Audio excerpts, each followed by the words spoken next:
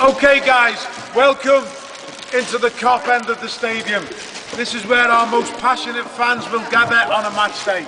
It's also where our fans have gathered on a match day for many a year. Where you guys are sitting now, in the 1900s, it used to be an old muddy bank, green hill, no roof, nothing. In them days, it was known as the Walton Breck End or the Oakfield Terrace. In the 1900s, however, there was a battle in South Africa called the Boer War.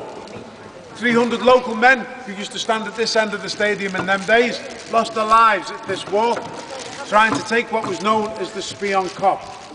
Spion Kop roughly translates in Dutch Afrikaans as spy hill or at an advantage point. So in 1928, to honour those who lost their lives, the club added the roof to this end of the stadium and named it in the honour and called it the Spion Kop.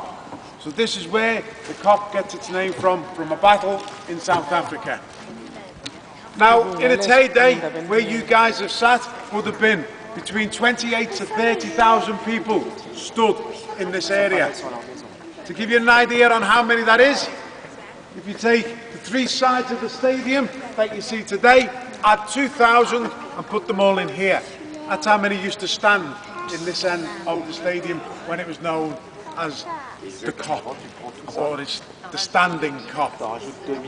Now, because of three tragedies in the 80s, three major disasters, is where we get the seating venues today. You had the Bradford fire, you had Heysel, and of course, you had the stadium disaster at Ibrox, and the one that's most closest to home here at Anfield was in the 15th of April 1989.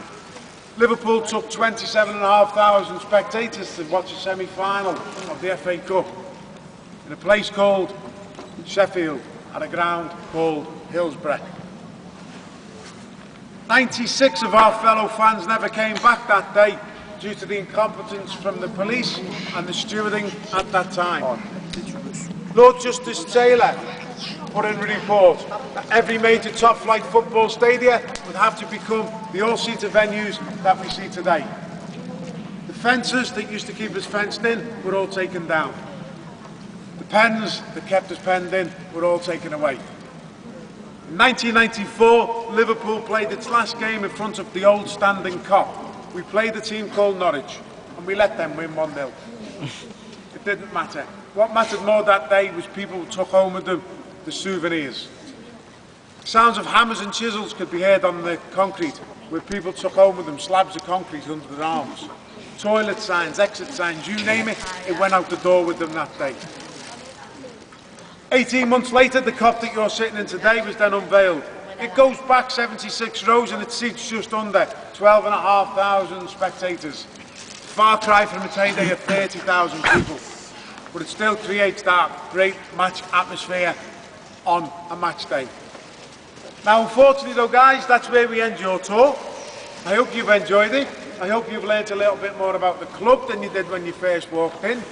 All that's left to say is myself and Elena, we're going to be taking you round to the museum in the next couple of moments. But on behalf of everybody here at the club, including all the tour guides and the tour centre, we thank you for taking the tour with me today. Thank you very much.